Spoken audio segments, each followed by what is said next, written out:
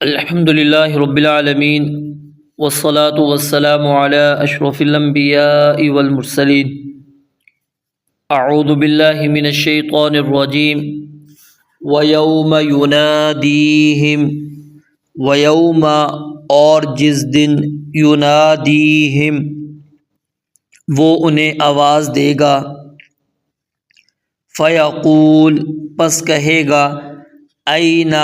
کہاں ہیں شرکائی میرے شریک الذین جنہیں کنتم تزعمون تم گمان کرتے تھے ونزعنا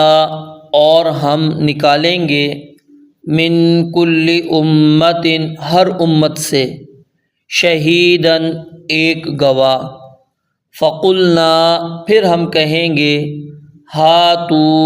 لاؤ برہانکم اپنی دلیل فعلموا پس وہ جان لیں گے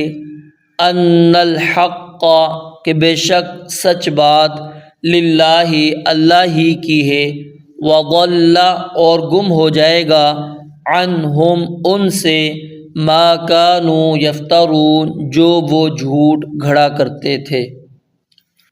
پہلی آیت جو ہم نے پڑھی یہ پیچھے بھی ہم پڑھ چکے ہیں، یعنی اللہ تعالیٰ نے توحید کے دلائل ذکر کیے،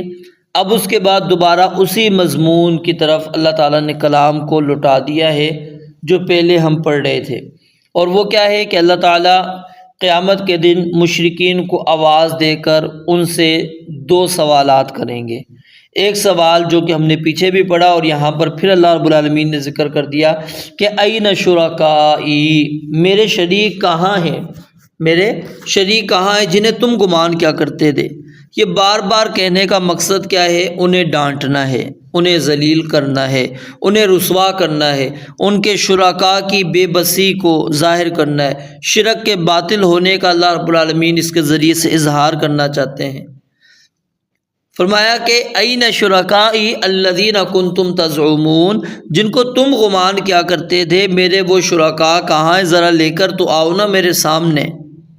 اب ان کے پاس کوئی جواب نہیں ہوگا تو کیا ہوگا؟ مایوس ہو کر خاموش ہو کر بیٹھ جائیں گے۔ اور کہیں پر اللہ تعالیٰ نے ذکر کیا ہے کہ وہ انکار کر دیں گے کہ کسی شریک کی وہ عبادت کیا کرتے تھے، پھر اپنے جھوٹے معبودوں کو پکاریں گے، جب وہ کوئی جواب وہاں سے نہیں ملے گا پھر چپ ہو جائیں گے۔ وَنَزَعْنَا مِن كُلِّ أُمَّةٍ اور اللہ فرماتے ہیں ہم ہر امت میں سے ایک گواہ کھینچ کر لائیں گے۔ اس گواہ سے مراد وہ نبی بھی ہو سکتا ہے جس نے کسی امت کو حق کا پیغام پہنچایا، اور اسی طرح اس کی امت کے وہ افراد بھی ہو سکتے ہیں جنہوں نے پیغمبر کے بعد لوگوں کو دین کی تبلیغ کی۔ اسی طرح وہ ذریعہ بھی جس سے کسی قوم یا شخص تک حق کا پیغام پہنچا ہے، وہ سب کے سب گواہی دیں گے کہ ہاں ہم نے اللہ کا پیغام ان لوگوں تک پہنچا دیا۔ جیسا کہ اللہ رب العالمین فرماتے ہیں وَجِیءَ بِالنَّبِیِّینَ وَالشُّہَدَاءِ وَقُضِیَ بَیْنَہُم بِالْحَقِّ وَہُم لَا یُظْلَمُونَ کہ اور نبیوں کو اور گواہوں کو لایا جائے گا اور ان کے درمیان پھر کیا کر دیا جائے گا؟ حق کے ساتھ فیصلہ کیا جائے گا، ظلم نہیں ہوگا۔ تو یعنی گواہ ہوں گے نبی کے امتی، یا پھر وہ اسباب و وسائل جس کے ذریعے سے ان تک دعوت پہنچی، ان تک پیغام پہنچا اللہ رب العالمین کا۔ تو اللہ رب العالمین فرماتے ہیں کہ فَقُلْنَا هَاتُوا بُرْهَانَكُمْ۔ اب دیکھیں مزید اللہ رب العالمین کا عدل اور انصاف کیا ہے کہ جب ہر امت سے گواہ بھی آ گیا، گواہی دے دی، اس کے باوجود اللہ کہتے ہیں ہم کہیں گے ہاتو برہانکم، اپنی کوئی دلیل ہے تو لے آؤ، تمہارے پاس کوئی اور دلیل شرک کرنے کی موجود ہے تو لے آؤ۔ فعلموا اس وقت وہ جان لیں گے کہ ان الحق للہ کہ سچ بات صرف اللہ رب العالمین ہی کی ہے، یعنی آج کے دن اب حق جو ہے صرف اللہ رب العالمین کا ہے۔ ہمارے پاس اب کوئی اور عذر نہیں ہے کہ جو اللہ رب العالمین کے سامنے ہم پیش کر سکیں اور کہیں کہ ہم تک اللہ تیری توحید کی دعوت نہیں پہنچی تھی، تیرے اس شرک کے متعلق ہم تک کوئی دعوت نہیں پہنچی تھی کہ یہ شرک ہے، یہ کفر ہے، اس سے ہم اپنے آپ کو بچا لیں۔ تو ہمارے پاس تو کوئی دلیل نہیں ہے۔ اللہ کہتے ہیں وہ جان لیں گے کہ حق اللہ تعالیٰ کے لیے ہے، وَضَلَّ عَنْهُمْ مَا كَانُوا يَفْتَرُونَ، اور جو کچھ وہ دنیا کے اندر جھوٹ گھڑا کرتے تھے وہ سارے کے سارے ان سے گم ہو جائیں گے۔ کوئی جھوٹ ان کے کام آنے والا نہیں، کوئی پیر ولی کوئی ساتھ نہیں دینے والا۔ وہ جملے وہ عبارات جو آج ہمیں گمراہ کر رہی ہیں، جن کے پیچھے ہم لگے ہوئے ہیں کہ جی وہ ہمیں بچا لیں گے، دنیا کے اندر ہمارے ہاتھوں کو انہوں نے تھام لیا ہے، قبر میں ہمیں بچا لیں گے، آخرت کے دن بچا لیں گے۔ اللہ تعالیٰ نے اس مضمون کو قرآن کریم کے اندر بڑی تفصیل کے ساتھ